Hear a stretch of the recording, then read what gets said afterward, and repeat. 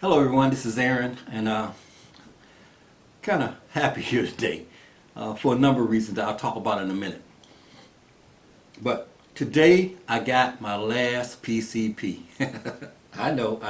There's some guys out there that are laughing their butts off because they told me a long time ago, Aaron, this is not your last gun. And I really, at the time, let me just say this to you. At the time that I made that video, I really did believe in my heart that was my last gun I was going to ever purchase. But these PCPs, they can get a hold on you. I mean, I understand why people see a certain gun and just gotta have it at any price. It's like when we are all coming of age and started noticing girls and all that sort of thing, and everybody was picking their girl and the girl they wanted, and that's all they thought about, and that's all they wanted, and they try to talk to her, they try to do everything to try to get her. It's the same thing with some of these air guns. I understand why my nephew bought the FS Impact. He had to have it. I know why I bought the FS Impact in the first edition.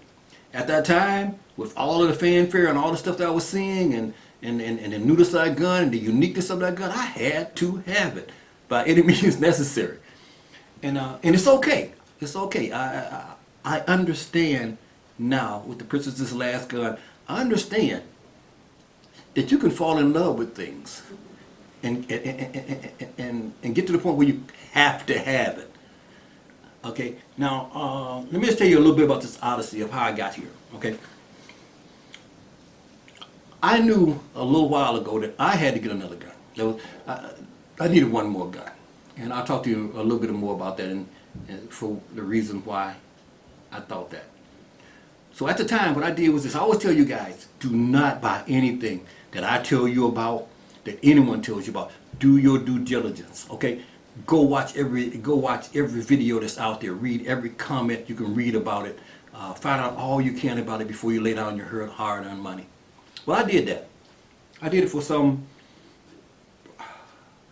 Actually, I've done it way back when you consider other guns. But for this particular gun, I started looking at these guns probably about 2 months ago. And I just would sit there and I would just watch every video, read every comment I could on them that talked about how accurate it was, the reliability, the ergonomics, all those things. I wanted to know that gun before I bought it. Let me just tell you, I had 5 guns in the running. And I talked about these guns in past videos, so you'll probably know, and you're probably getting tired of me talking about them.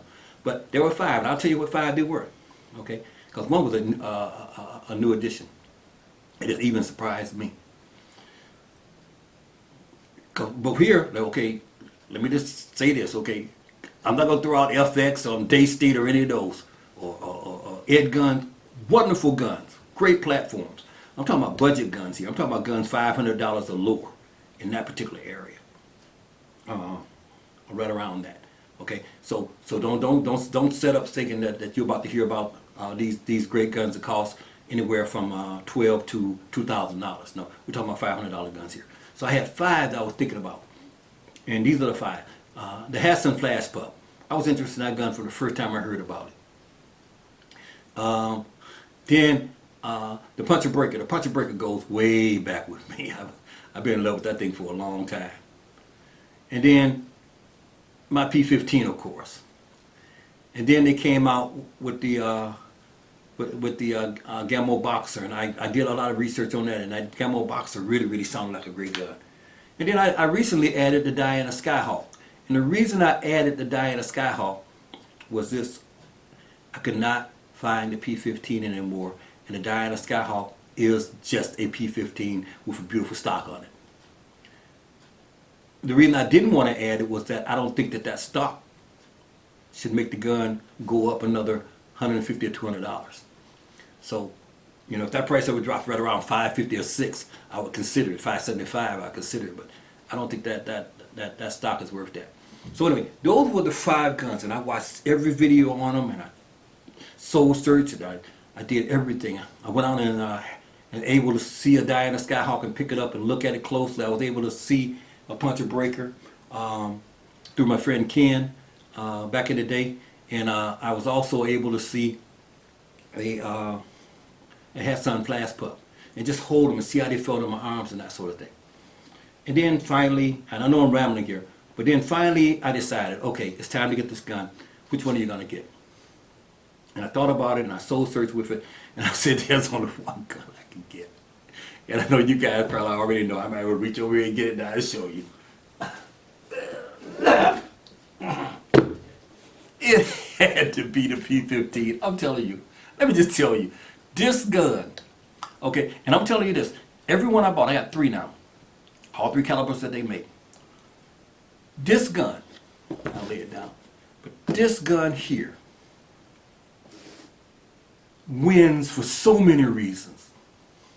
But the thing about it is this, the thing that makes this gun win is this.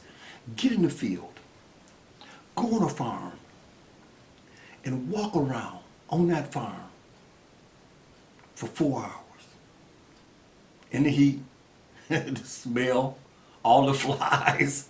You guys, it ain't glamorous shooting all these farm folks, stepping in cow manure, smelling this stuff, and all of that. Okay? The only pleasurable thing about pesting on a cow farm is pulling the trigger and the joy of carrying a 5-pound gun for 4 hours and never getting tired of carrying it. And I got the big scope on it. If I put a little scope on this thing, it'd be wonderful. So I just wanted to come out and let you guys know, yeah, I bit the big one and I went ahead and got my last gun. But you guys can laugh. This time, for sure, this is my last gun. But let me just do this. Let me show you why I am so certain that this is my last. I'm going to give you 2 reasons why. I'll tell you the second reason after I show you this. Come on. Okay, this is the reason why I can tell you that this is my last particular gun. Okay? Folks, you're looking at a Bush Creek gun cabinet. I mean, specially handmade, I'm told, anyway. And if you look in this rack, you will see 5 guns. You see this little lonely place right here, where this little baby is going to go. Once I get this around there, it's going to be tall like the rest of them to get in there. But it's going to go there. It's going to complete the set. Okay? That is why I can tell you that this is my last gun. And let me set this thing back up and tell you the second reason why I can tell you that this is my last gun. Okay, so you see that my Bush Creek gun cabinet will only hold 6 guns. So that's one of the reasons why I know this is my last gun.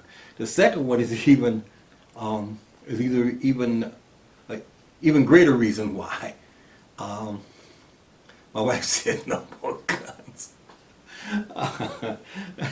I talked to her about this, and she has to pass that gun rack. Understand this. My wife has to pass that gun rack every time she comes downstairs to the basement and goes to the washing machine or any other stuff she has stored over there. Food things and all of that. She passed that gun rack. And you gotta understand that when she first passed that gun rack, there was one gun in it. And that was my Wildcat. And I was in love with it. And then all of a sudden there was this very expensive gun came out. I went and I talked to her, and finally I was able to get it. And she walked by, there was 2 guns there.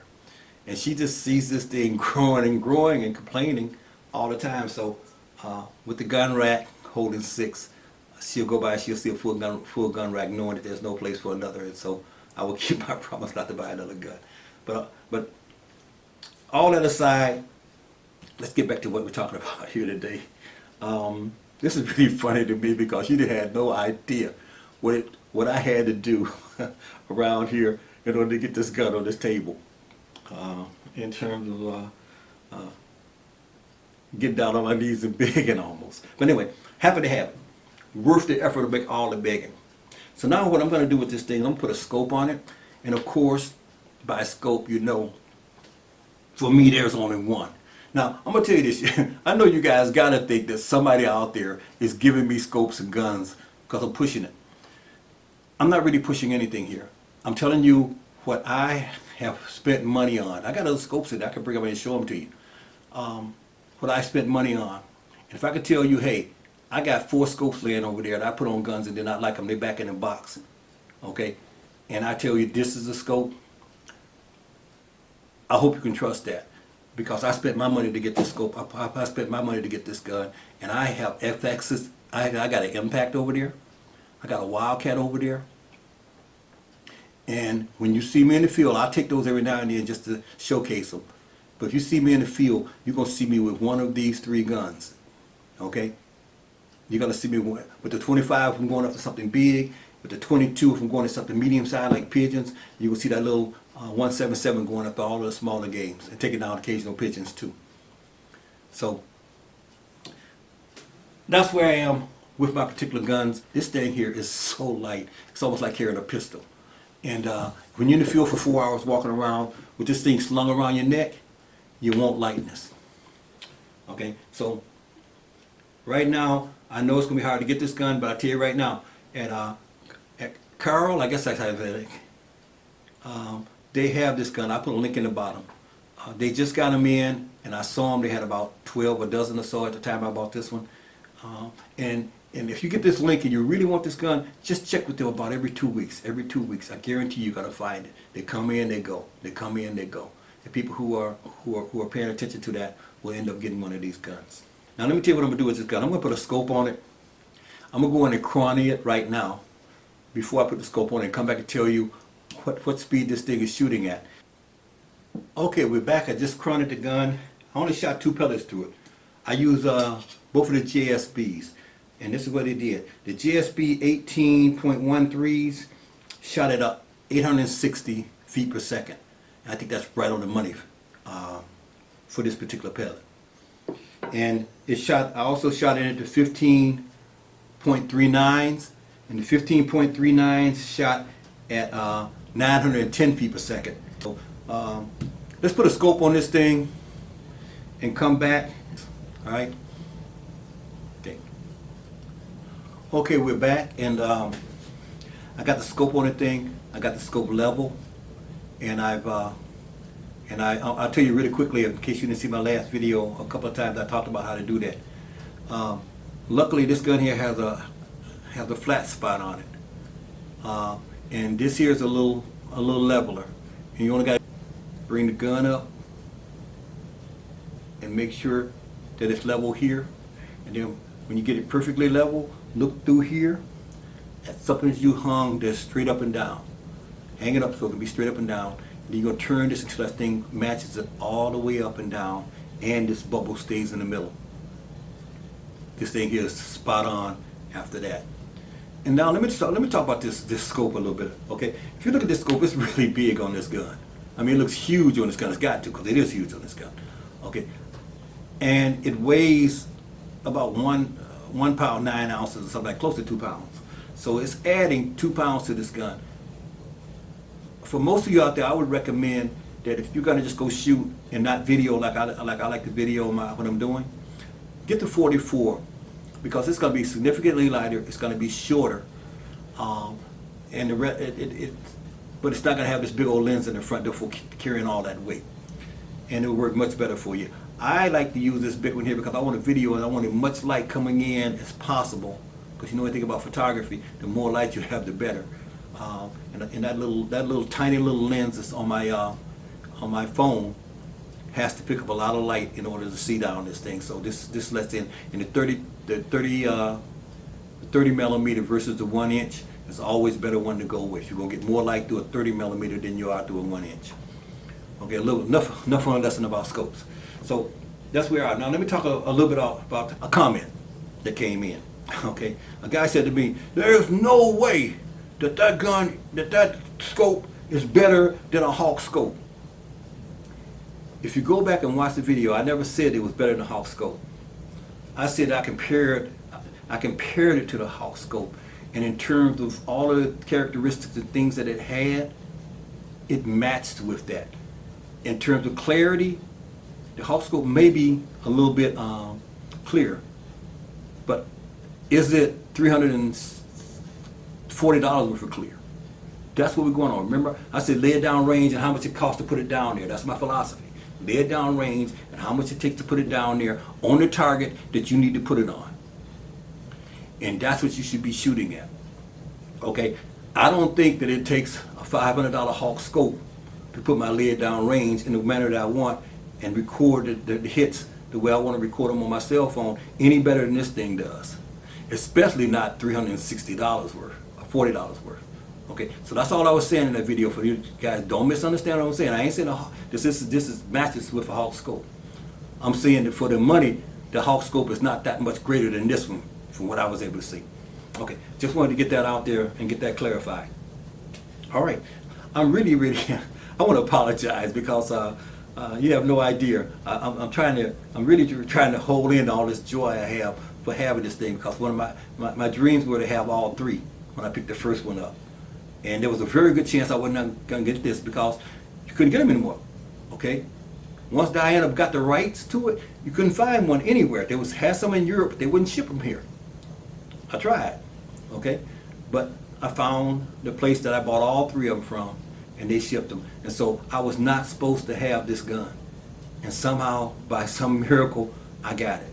And I can't contain my joy over having all three of them. And I can't wait to take them out of the field and let them perform for you as we go out pesting and doing some other things with them down the line. So forgive me for rambling. Forgive me for being kind of hyper here. But this is unexpected and joyful. Well, I was going to go outside and I got the scope all mounted.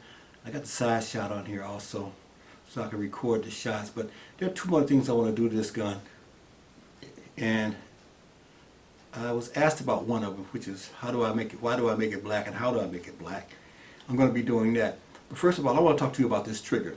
Okay, when you get these guns, this trigger is adjusted for safety. I mean, this thing here probably has a 1.5, 2 pound pull. And that's the manufacturer's way, at least in the other firearms I've had, to keep themselves from litigation in case the gun goes off. It's set so you can drop it from a rooftop and it probably won't go off. And I'm quite sure they follow the same thing here, although I'm not sure of it. But anyway, this trigger is terrible when you first get it. It's not a turbo trigger, it's set to factory specs. You're going to want to go in this thing and get it down to about a pound or just less than a pound. Because when you pull in 2 pounds, you got to shake the gun. So it's really, really important that we adjust this trigger. So the next thing I'm going to do is show you how to adjust this trigger. Okay, we're back and I have the gun apart now. And I'm going to show you where you're going to need to make the adjustments at in order to get the trigger pull. Okay, there's two adjustments you might want to make. You can't just make one, and that's for the trigger. Right here is the trigger assembly. When you pull this rod, it raises this up and it makes the gun pop. Now there's a screw down in there. I don't know if you're going to be able to see it, but I'm going to hold it up as close as I can to see. But in there's a little screw that's right here that you can take in and out. And that screw there, if you push it, the more you push it in, the more easily the gun is fired. The more you take it out, as the factory did, you take it all the way out, and it's about 2 pounds. So what we're going to need to do is actually take that and move it up into the gun. And I'm sorry if you can't see it all, but if you got one of these and you want to do it, you'll be able to see it well. Okay, so the tools you're going to need for this. You're going to need a Allen wrench and a 1.5 millimeter. And what you're going to do with that is you're going to be able to stick it in here and screw this upward. Okay, but before you do that, you got to take something, anything. I use some vice grips to get this screw loose right here. Once this screw is loose, and I've already done that, the screw is already loose, so that I can screw that in. Now you want to turn that in, probably 3 or 4 turns. Then you want to cock the gun, and give me a second. This pin is out because I've already pulled this pin for the next part, but I don't want to start over again, so I'm just going to stick this back down in there. If I can get it in there. This thing is, there we go. Okay. Now, what happens when you pull this trigger, bring the trigger back. Trying to get everything on camera. This is awkward because I'm trying to let it face you. When you pull this trigger, it's going to pull this rod forward. which is going to pull up on this sear thing back here and make the gun fire. So what you want to do is hold on to this, just ahead of it, and pull the trigger. Right there, boy, that is right. That is right where I want it. That is, that's about where I want it. That feels like it's a pound or less. I want to say this too, before you, if you're working on these guns, always make sure, anytime you take this thing, the first thing you want to do is make sure there's no pellet in here. And the best way to do that is not to look, not to assume or anything. Take the gun out, cock it, aim it at the ground or something outside or something safe that you might have, pull the trigger and let it shoot to make sure that there's no pellet in there. Accidents can happen. If there's a pellet in this thing, you can hurt yourself or hurt someone else around you. So make sure that this thing does not have a pellet in it during these procedures. Okay, so we'll check this thing one more time just to see if it's about what we wanted. Oh man. Okay, now the next thing we want to do is a safety thing. It's called a bang test, okay? You want to take this gun, and that's why I said make sure no pellet in it, and you want to hit it hard as you can.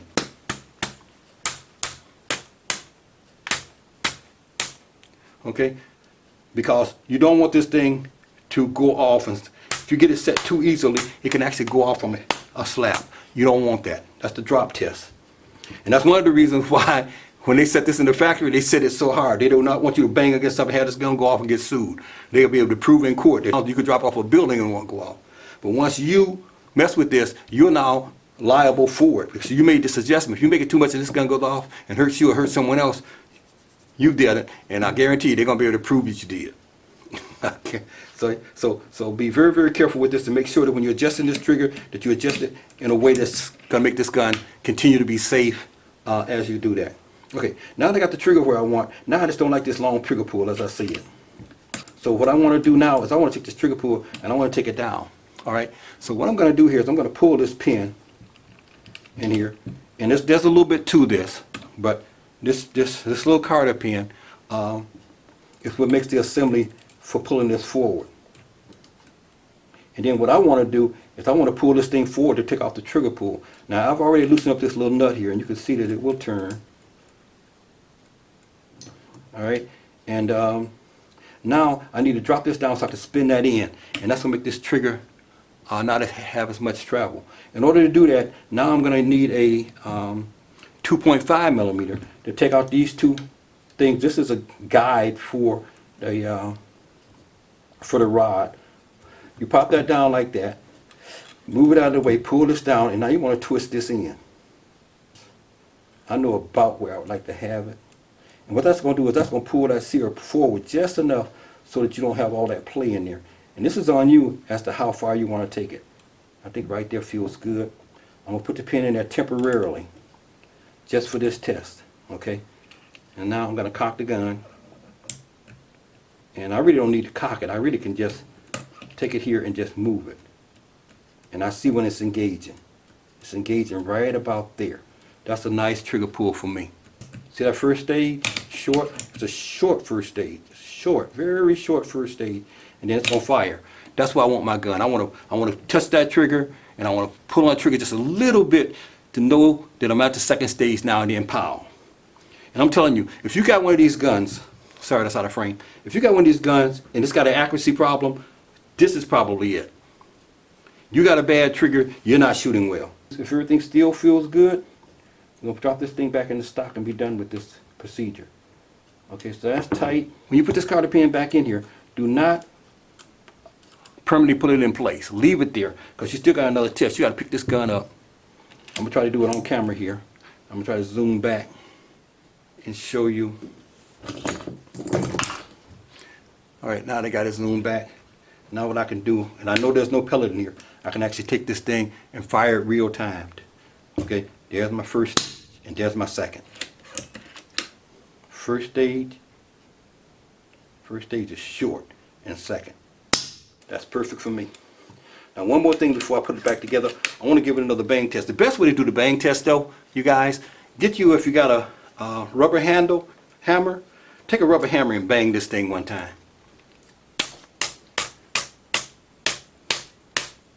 Okay, the next thing I want to address is really it would be an option for you or not.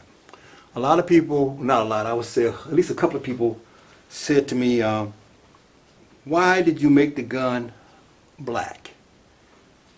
It was a nice piece of wood, why didn't you just leave it? I think was one of the comments. And a couple other people asked, how did you make it black? So I'm going to try to just address both questions right now. First of all, if you look at this gun here, okay, to me, this gun here is aesthetically pleasing. I mean, when I look at this gun here, I see a stealthy, accurate killing machine. When I put this piece of wood on it, in my opinion, it changes the whole look of this gun. To me, it looks, I don't know, mismatched. It looks like it doesn't fit, doesn't belong. Now that's up to you, okay? Most people are gonna leave it with the wood because they love wood. I'm not a lover of wood. I'm more of a lover of the overall appeal of the gun as it fits my eye aesthetically. So for me, this will never work. I'm gonna go with that every time. So with that, the next phrase, my decision is made, I'm gonna make it black. Okay, here we have the stock. As you can look at, if you look at the stock, you see some shiny points. Where it's shiny at, okay, that means that that's where this gun has been, I don't know if they use linseed oil, I don't know what they used on this gun, but we need to take a portion of that off, otherwise the paint won't adhere. So the way that we're gonna do that is we're gonna take a real fine sandpaper. It's gonna make micro scratches in there, and we're gonna take this whole top of the finish off.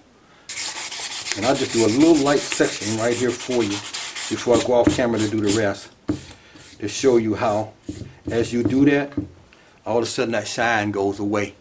So I'm gonna go off camera and do that part. Okay, we're back and we finished the sanding.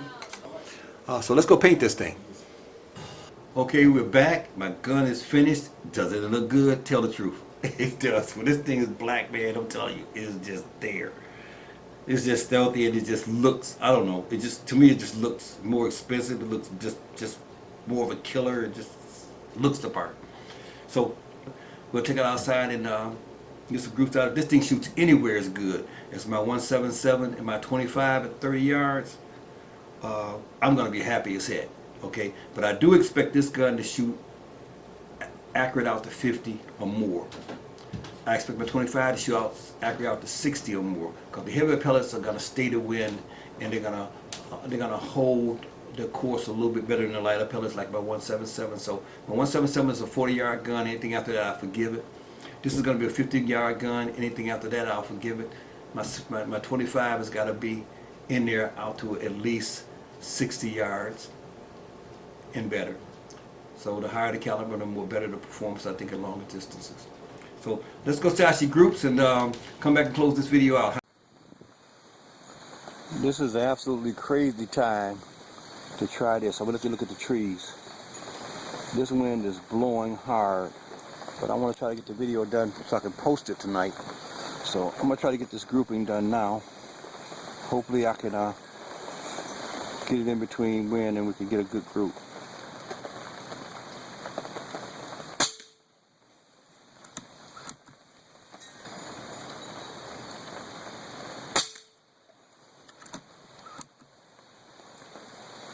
We might get a flyer here. If it does, then it's the wind, not so much this thing. I'm trying to wait till the flags settle a little before I shoot.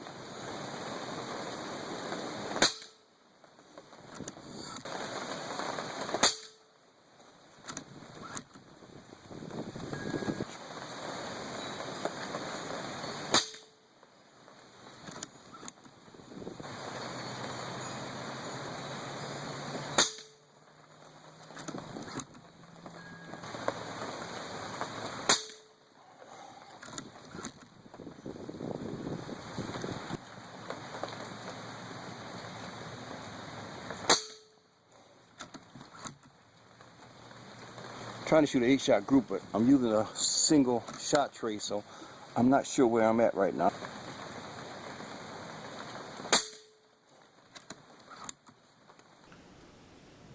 Well, as I say, there it is. I'm so happy again to have this gun. You saw right there, that was a 10-shot group, and I was shooting in 30-mile-an-hour gusts, and I was trying to wait till those gusts went away, and I was trying to shoot it right around 10 to 15 miles an hour. And as you notice, I wouldn't have ever been able to make this shot group with my 177. That 177, it blows so easily. A fan can blow it off target. But as you get up to the higher calibers, and that's one of the great things about the higher calibers, is they buck the wind pretty good. So I knew that shooting at 30 yards and shooting low as I was, even those gusts of wind was not going to push it very much at that distance, and therefore I still was able to get a pretty tight group. Let me just say this, one of the things that allowed me to get that tight group was adjusting this trigger. Adjusting the trigger to a pound and a half, or under a pound if you want. This one is right around a pound. You know, there's a principle that says for every action there's an equal and opposite reaction. Okay, so if you're pulling on something at 3 pounds, and you pulling and you pulling and pulling, and it finally breaks on that pull, there's an opposite reaction going forward, and it's going to throw the gun off. Okay, a lot of you guys out there that have complained, I almost bought a 25 caliber from a guy because he said I could not get this thing to group, and I want to sell it. And I knew it only had to be one or two things, but I figured it would be the trigger. But at that time I couldn't get it, so I didn't get it. And he was selling it at a very reasonable price. But I guarantee you, it was a trigger, because I took this thing out when I first got it. I cleaned up, put the scope on it, and I went outside and I shot it with that 3-pound trigger or whatever it was, and I could not get a group under 1.5 inches with this thing at 30 yards. But I came back in and I adjusted that trigger. Now there is no opposite reaction, because now when I touch it, I pull it to the first stage, and when I just touch it, and it's going off. And most of those guys that you'll see shooting bench rest, those guys are all shooting under a pound. All they gotta do is touch that trigger, and it's gone, because they don't want any shakage to that gun. So adjusting that trigger is very important. So I shot 3 different pellets in this thing to see which one it liked off camera, and it loves the JSB 18.13s. I want to show you something else too. You know, I have 6 guns, and I'm getting old. I can't remember stuff. And so if you got a bunch of guns, do a cheat sheet. I'm just going to hold this up there for you and let you just take a quick look at mine. I don't know how well you can see it in the glaring of the light though. But this thing has the name of the gun, each gun that I have, the caliber, the weight of the gun, the pellet that it loves, and the actual speed at which it shoots that pellet.